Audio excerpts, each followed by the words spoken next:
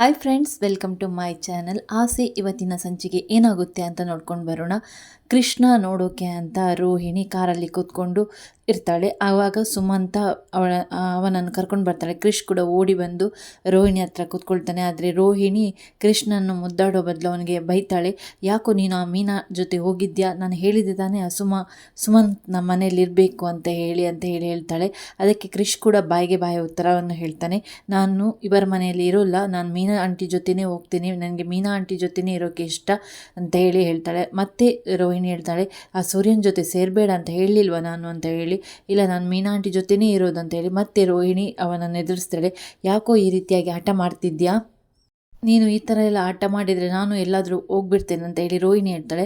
ಅದಕ್ಕೆ ಈ ಸಲ ಕ್ರಿಶ್ ಪ್ರತ್ಯುತ್ತರವಾಗಿ ಹೇಳ್ತಾನೆ, ಇವಾಗ ಕೇಳಿಸ್ಕೊ, ನಾನು ಕೂಡ ಎಲ್ಲಾದರೂ ಹೋಗ್ಬಿಡ್ತೇನೆ, ನಾನು ಮೀನಾ ಆಂಟಿ ಜೊತೆನೇ ಇರೋದು ಅಂತ ಹೇಳ್ತಾನೆ. ಮತ್ತು ಕೃಷ್ಣನ್ನು ರೋಹಿಣಿ ನಿಲ್ಲಿಸ್ತಾಳೆ. ಆದರೆ ಕ್ರಿಶ್ ಅಲ್ಲಿಂದ ಕೂಡ ಓಡಿ ಹೋಗಿ ಸ್ಕೂಲ್ಗೆ ಹೋಗ್ತಾನೆ. ನಂತರ ಸುಮಂತ ಬಂದು ಹೇಳ್ತಾಳೆ, ಏನೇ ರೋಹಿಣಿ, ಇವನು ಮೀನಾ ಜೊತೆನೇ ಹೋಗ್ಬಿಡ್ತಾನಲ್ವೇನೆ ಅಂತೇಳಿ. ಹೌದು ಕಣೆ ಅಂತ ಹೇಳಿ ರೋಹಿಣಿ ಕೂಡ ಹೇಳ್ತಾಳೆ.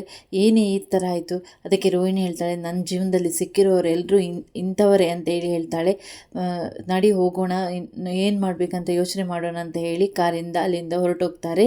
ಮೀನಾ ತಾಯಿ ಮನೆಗೆ ಬಂದಿರ್ತಾಳೆ. ಅಲ್ಲಿ ಕಾಫಿ ಕುಡಿತಾ ಇರ್ತಾಳೆ. ಮಂಜ ಕೂಡ ಇರ್ತಾನೆ. ಮಂಜ ಮತ್ತು ಮೀನಾ ಇಬ್ಬರು ಕೂಡ ಮಾತಾಡ್ತಾ ಇರ್ತಾರೆ. ಮಂಜ ಹೇಳ್ತಾನೆ, ಯಾಕೋ ಈ ಕೃಷ್ಣ ಬಗ್ಗೆ ಏನೋ ಅನುಮಾನ ಹುಡ್ತಾ ಇದೆ ಅಕ್ಕ ಅಂತ ಹೇಳ್ತಾನೆ. ಅದಕ್ಕೆ ಮೀನಾ ಹೇಳ್ತಾಳೆ, ಒಂದು ದಿವಸ ನೋಡಿ ನಿನಗೆ ಈ ಥರ ಆಗಬೇಕಾದ್ರೆ ದಿನಪೂರ್ತಿ ನಾವು ಅವನ ನೋಡ್ತಾ ಇರ್ತೀವಿ, ನಮಗೆ ಎಷ್ಟು ಅನುಮಾನಗಳಿವೆ ಅಂತ ಹೇಳ್ತಾಳೆ. ಯಾರೋ ಗೊತ್ತಿದ್ದವರೇ ಈ ರೀತಿಯಾಗಿ ಅವನ ಜೀವನದಲ್ಲಿ ಆಟ ಆಡ್ತಿದ್ದಾರೆ ಅಂತೇಳಿ ಮೀನಾ ಹೇಳ್ತಾಳೆ. ಅದಕ್ಕೆ ಹೌದಕ್ಕ ಅಂತ ಹೇಳ್ತಾನೆ ಮಂಜ. ಸತ್ಯ ಯಾವತ್ತಿದ್ರೂ ಒಂದಲ್ಲ ಒಂದು ದಿವಸ ಗೊತ್ತಾಗಲೇಬೇಕು ಅಂತ ಹೇಳ್ತಾನೆ. ಅದಕ್ಕೆ ಮೀನಾ ಕೂಡ ಹೇಳ್ತಾಳೆ, ಅದು ಒಂದು ರೀತಿಯಾದ ಚಿಂತೆ, ಆದರೆ ಆ ಸತ್ಯದಿಂದ ಎಷ್ಟು ತಲೆನೋವು ಉಂಟಾಗಲಿಕ್ಕಿದೆ ಅಂತ ಮೀನಾ ಹೇಳ್ತಾಳೆ. ಅಷ್ಟೊತ್ತಿಗೆ ಆ ತಾಯಿ ಮನೆಗೆ ಕನಕ ಕೂಡ ಬಂದಿರ್ತಾಳೆ. ಅನಂತರ ಮೀನಾ ಕನಕನ ಹತ್ರ ಕೇಳ್ತಾಳೆ, ಏನು ಹಾಸ್ಪಿಟಲ್ಗೆ ಹೋಗಲಿಲ್ವ ಅಂತೇಳಿ.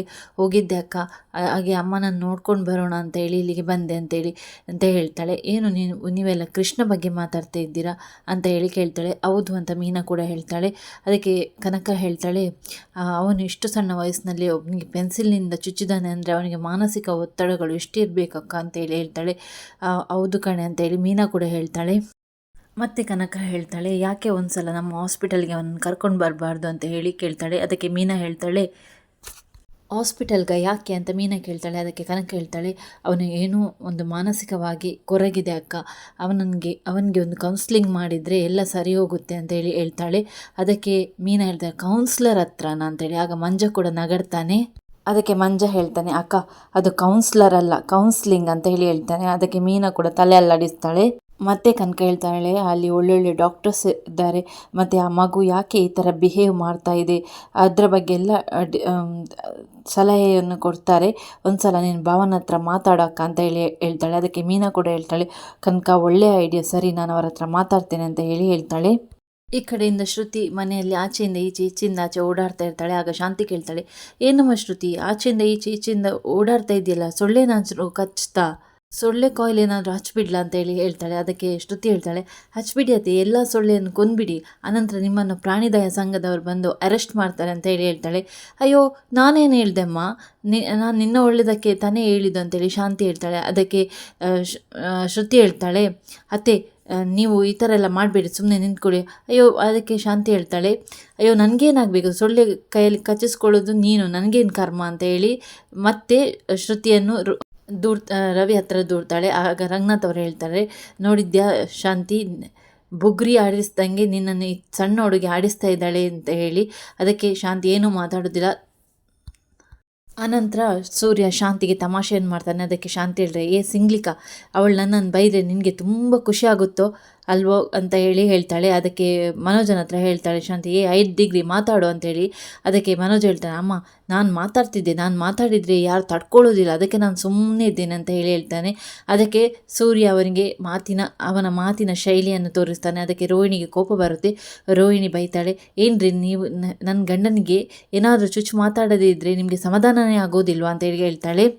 ಅದಕ್ಕೆ ಸೂರ್ಯ ಹೇಳ್ತಾನೆ, ಇಲ್ರಿ, ನನಗೆ ಇವನಿಗೆ ಇಂಥ ಮಾತುಗಳಿಂದ ತಿವಿತಾನೇ ಇರಬೇಕು ಅಂತ ಹೇಳ್ತಾನೆ.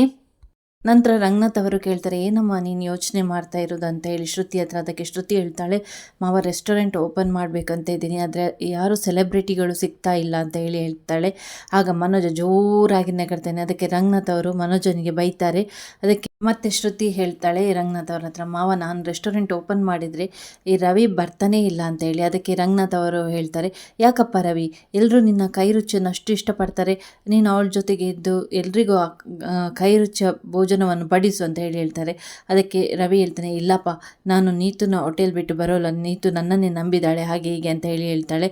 ಅದಕ್ಕೆ ಶಾಂತಿ ಹೇಳ್ತಾಳೆ, ಯಾಕೋ ಹೀಗೆ, ನಿನ್ನ ಹೆಂಡತಿ ತಾನೇ ಓಪನ್ ಮಾಡ್ತಾ ಇರೋದು ಹೋಟೆಲು, ನೀನು ಬರ್ಬೋದಲ್ಲ, ಅಲ್ಲೇ ಕೆಲಸ ಮಾಡ್ಬೋದು. ಅದಕ್ಕೆ ರವಿ ಹೇಳ್ತಾನೆ, ಇಲ್ಲ, ನಾನು ನಿಮ್ಮ ಜೊತೆ ಮನೆಯವನಾಗಿ ಬರ್ಬೋದು, ಆದರೆ ನಾನು ಆ ಹೋಟೆಲ್ನಲ್ಲಿ ಕೆಲಸ ಮಾಡೋಕ್ಕೆ ಆಗೋಲ್ಲ ಅಂತ ಹೇಳ್ತಾನೆ.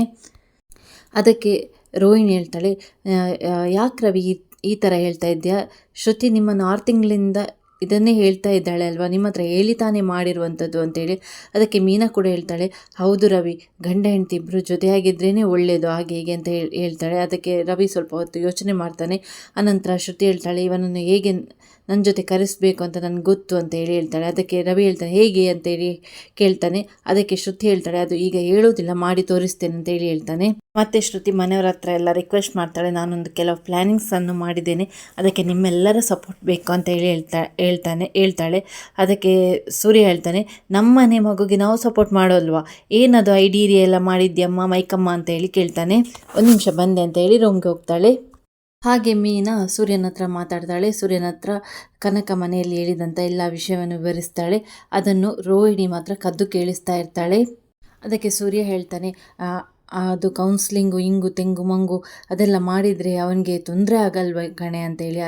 ಅದಕ್ಕೆ ಮೀನಾ ಹೇಳ್ತಾಳೆ, ಅವನಿಗೆ ತೊಂದರೆ ಆಗಬಾರ್ದು ಅಂತಲೇ ಈ ಥರ ಮಾಡ್ತಾ ಇರೋದು ಅಂತ ಹೇಳ್ತಾಳೆ.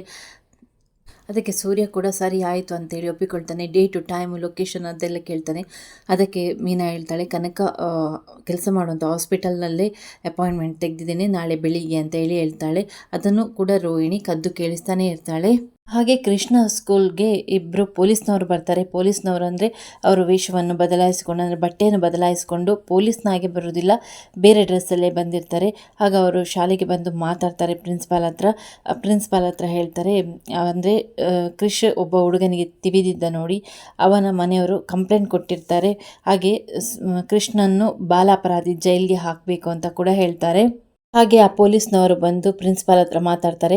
ಆ ಹುಡುಗನಿಗೆ, ಅಂದರೆ ಕ್ರಿಶ್ ಆ ಹುಡುಗನಿಗೆ ಪೆನ್ಸಿಲ್ನಿಂದ ಚುಚ್ಚಿದನ್ನು ನೋಡಿ ಅವನಿಗೆ ಪ್ಯಾನಿಕ್ ಅಟ್ಯಾಕ್ ಆಗಿ ಅವನು ಹಾಸ್ಪಿಟಲ್ನಲ್ಲಿದ್ದಾನೆ, ಅವನ ಅಪ್ಪ ದೊಡ್ಡ ವ್ಯಕ್ತಿ, ಅವರು ಕಂಪ್ಲೇಂಟ್ ಕೊಟ್ಟಿದ್ದಾರೆ ಅಂತ ಪ್ರಿನ್ಸಿಪಾಲ್ ಹತ್ರ ಹೇಳ್ತಾರೆ. ಅದಕ್ಕೆ ಪ್ರಿನ್ಸಿಪಾಲ್ ಹೇಳ್ತಾರೆ, ಇದೇನು ದೊಡ್ಡ ವಿಷಯ ಅಲ್ಲ, ಮಕ್ಕಳ ಕಿತ್ತಾಟ ಸಾಮಾನ್ಯವಾಗಿರುತ್ತೆ, ಇದಕ್ಕೆಲ್ಲ ಪೊಲೀಸ್ ಕಂಪ್ಲೇಂಟ್ ಎಲ್ಲ ಕೊಟ್ಟರೆ ಆ ಮಗುವಿನ ಭವಿಷ್ಯನೇ ಹಾಳಾಗಿ ಹೋಗುತ್ತೆ ಅಂತೇಳಿ ಪ್ರಿನ್ಸಿಪಾಲ್ ಕೂಡ ಆ ಪೊಲೀಸ್ನವ್ರ ಹತ್ರ ರಿಕ್ವೆಸ್ಟ್ ಮಾಡ್ಕೊಳ್ತಾರೆ.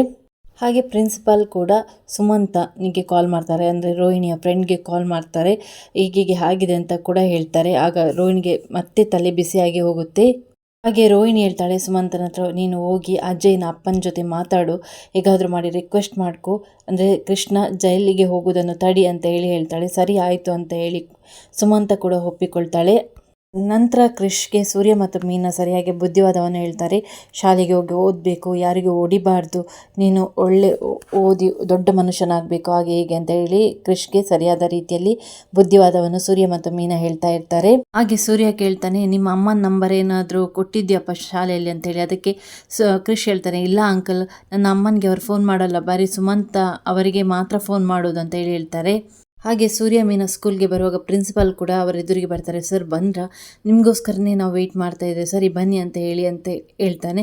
ಅದಕ್ಕೆ ಸೂರ್ಯ ಹೇಳ್ತಾನೆ, ಯಾಕೆ ದೇವರು.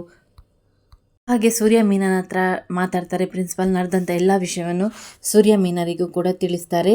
ಹಾಗೆ ಸೂರ್ಯನ ಹತ್ರ ಹೇಳ್ತಾರೆ ಪ್ರಿನ್ಸಿಪಾಲ್, ಕೃಷ್ಣ ರಿಮೈಂಡ್ ರೂಮ್ಗೆ ಆಗ್ತಾರಂತೆ ಅಂತೇಳಿ. ಅದನ್ನು ಕೇಳಿ ಸೂರ್ಯನಿಗೆ ಶಾಕ್ ಆಗುತ್ತೆ. ಆ ರೀತಿಯಾಗಿ ಕೇಳಿ ಸೂರ್ಯನಿಗೆ ಆದಂಥ ಅನುಭವಗಳು ನೆನಪಾಗುತ್ತೆ, ಯಾಕೆಂದರೆ ಸೂರ್ಯ ಕೂಡ ಅದೇ ರಿಮೈಂಡ್ ರೂಮಲ್ಲಿ ಇದ್ದ. ಹಾಗೆ ಸೂರ್ಯ ಅವನ ಜೀವನದಲ್ಲಿ ಆದಂತಹ ನೋವುಗಳನ್ನು ಮೀನನ ಮುಂದೆ ಹೇಳ್ತಾನೆ. ಅಂದರೆ ಎಲ್ಲವನ್ನಲ್ಲ, ಕ್ರಿಶ್ ರಿಮೈಂಡ್ ರೂಮ್ಗೆ ಹೋಗಬಾರ್ದು, ಅವನ ಜೀವನ ರೆಪ್ಪೆ ಅಂತ ಆದಾಗೆ ಆಗುತ್ತೆ ಅಂತ ಹೇಳ್ತಾನೆ. ಹಾಗೆ ಕೃಷ್ಣ ಮೀನ ಕರ್ಕೊಂಡು ಹೋಗುವಾಗ ಸುಮಂತ ಕೂಡ ಸಿಗ್ತಾಳೆ. ನಡೆದಂಥ ವಿಷಯವನ್ನು ಸುಮಂತ ಕೂಡ ಹೇಳ್ತಾಳೆ. ಆಗ ಸುಮಂತ ಮತ್ತೆ ಹೇಳ್ತಾಳೆ, ಕೃಷಿ ಈಗ ನಮ್ಮನೆಗೆ ಬರೋದು ಒಳ್ಳೆಯದು, ಬನ್ನಿ ನಮ್ಮನೆಗೆ ಕರ್ಕೊಂಡು ಹೋಗೋಣ ಅಂತೇಳಿ. ಕೃಷ್ಣ ಅಮ್ಮ ಕೇಳಿದರೆ ನಾನೇ ಅವರಿಗೆ ಉತ್ತರ ಕೊಡಬೇಕು ಅಂತೇಳಿ ಸರಿ ಆಯಿತು ಅಂತ ಮೀನಾ ಕೂಡ ಒಪ್ಪಿಕೊಂಡು ಕೃಷ್ಣ ಸುಮಂತ್ನ ಮನೆಗೆ ಹೋಗ್ತಾರೆ. ಸೂರ್ಯ ಕೂಡ ಪೊಲೀಸ್ನವ್ರ ಹತ್ರ ತುಂಬ ರಿಕ್ವೆಸ್ಟ್ ಮಾಡ್ತಾನೆ. ಆಗ ಪೊಲೀಸ್ನವರಿಗೂ ಕೂಡ ಮನಸ್ಸು ಕರಗುತ್ತೆ. ಪೊಲೀಸ್ನವರು ಕೂಡ ಹೇಳ್ತಾರೆ, ಸರ್ ನೀವು ಕೇಳಿದರೆ ನಮಗೂ ಕೂಡ ಅಯ್ಯೋ ಅನ್ನಿಸುತ್ತೆ, ಆದರೆ ನಾವು ಇಲ್ಲಿ ಹೈಯರ್ ಆಫೀಸರ್ ಅಥಾರಿಟಿ ಮೇಲೆ ಬಂದಿರೋದು ಅಂತ ಹೇಳ್ತಾರೆ. ಸೂರ್ಯ ಪೊಲೀಸ್ನವ್ರ ಹತ್ರ ತುಂಬ ರಿಕ್ವೆಸ್ಟ್ ಮಾಡ್ತಾನೆ. ಆನಂತರ ಸೂರ್ಯ ಹೇಳ್ತಾನೆ, ಅಜಯ್ನ ಅಪ್ಪನ ಹತ್ರ ನಾನು ಮಾತಾಡ್ತೇನೆ, ಇವತ್ತು ಒಂದು ದಿವಸ ನನಗೆ ಟೈಮ್ ಕೊಡಿ ಅಂತೇಳಿ. ಪ್ರಿನ್ಸಿಪಲ್ ಕೂಡ ತುಂಬ ರಿಕ್ವೆಸ್ಟನ್ನು ಮಾಡ್ತಾರೆ ಪೊಲೀಸ್ನವ್ರ ಹತ್ರ. ಅನಂತರ ಪೊಲೀಸ್ನವರು ಕೂಡ ಸರಿ, ಇವತ್ತು ಒಂದು ದಿವಸ ನಾವು ಹೇಗೋ ಮ್ಯಾನೇಜ್ ಮಾಡ್ತೇವೆ, ಆದರೆ ನೀವು ಅವರ ಹತ್ರ ಮಾತಾಡಿ ಅವರನ್ನು ಹೇಗೋ ಕನ್ವಿನ್ಸ್ ಮಾಡಿ ಇದನ್ನು ನಿಲ್ಲಿಸಬೇಕು ಅಂತ ಕೂಡ ಹೇಳ್ತಾರೆ.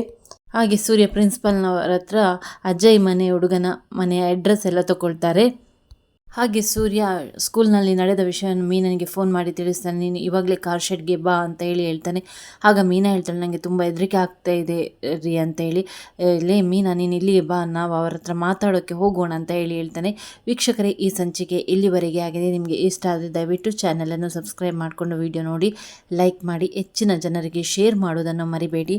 ಮತ್ತೊಂದು ಹೊಸದಾದ ವಿಡಿಯೋದೊಂದಿಗೆ ನಾನು ನಿಮ್ಮನ್ನು ಭೇಟಿ ಆಗ್ತೀನಿ. Thanks for watching.